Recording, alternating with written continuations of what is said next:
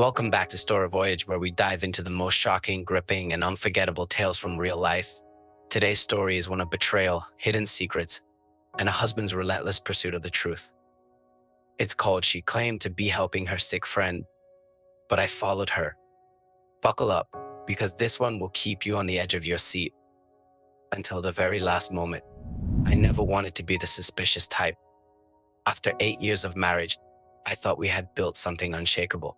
But when Emma, my wife, started spending every other evening at her sick friend Julie's house, something didn't sit right. At first, I didn't question it. Julie had been Emma's best friend since college, and if anyone deserved Emma's help, it was her. But the signs were hard to ignore. Emma began dressing up more than usual before heading out. She'd spritz on her favorite perfume, the one she used for date nights. And then there were the little things, texts she'd quickly hide, calls she'd taken another room, and an unusual nervousness when I'd ask about Julie's condition. One night, after she left, I decided to call Julie myself, partly to check on her and partly to settle my doubts. To my surprise, Julie answered cheerfully, with no sign of illness in her voice. When I casually asked how she was holding up, she said, "Holding up? What do you mean?" That was my tipping point. The following week, Emma told me she was going to Julie's again. This time I decided to follow her. I waited until she pulled out of the driveway and tailed her from a distance. She didn't go to Julie's. Instead, she drove across town to a high-end apartment complex. I parked a few spots away and watched as she got out of the car, carrying a bag that didn't look like it contained medicine or groceries. She buzzed an apartment, and a man in his late 30s opened the door. Tall, athletic, and casually dressed, he greeted her with a kiss not on the cheek, but on the lips. My stomach sank. I sat there for nearly 2 hours trying to process what I had just seen. The anger, the betrayal, and the humiliation were overwhelming. But more than anything, I wanted answers. Who was he?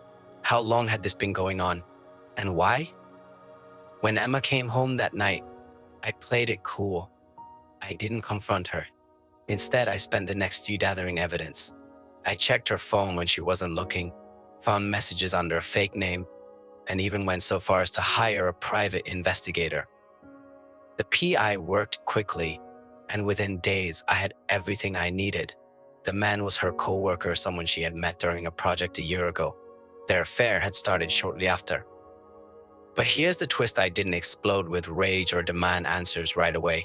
Instead, I decided to let her dig her own grave. The next time she claimed she was helping Julie, I asked if I could join her.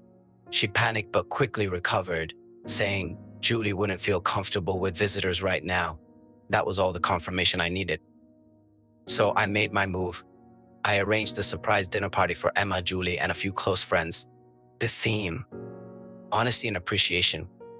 Julie was confused but agreed to come, and so did Emma, not knowing the real reason behind it. When everyone was seated, I stood up to make a toast. I started with heartfelt words about trust, love, and friendship. Then, I turned to Emma. "You've been so dedicated to helping Julie," I said, my voice steady. "It's inspiring.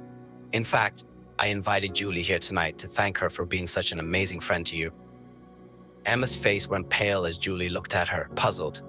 "Wait, helping me? With what?" Julie asked, glancing between us. The room fell silent. Emma stammered, trying to come up with an excuse, but I didn't let her. I calmly pulled out the photos, texts, and everything else I had gathered. The truth unraveled in front of everyone. Julie was shocked. Our friends were speechless, and Emma, she was frozen, tears streaming down her face. I didn't stay for the fallout. I walked out, leaving her to explain herself to everyone she had lied to. The divorce papers were filed the next week. Emma tried to apologize, to beg for another chance, but it was too late. I had given her my trust, and she had shattered it. Now, every time I think about her sick friend, I'm reminded of the importance of paying attention to the little things, because sometimes the smallest details reveal the biggest lies. Thank you for joining us on this wild journey.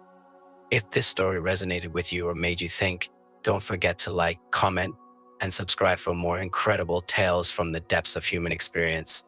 Until next time, this is Story Voyage, your destination for unforgettable stories.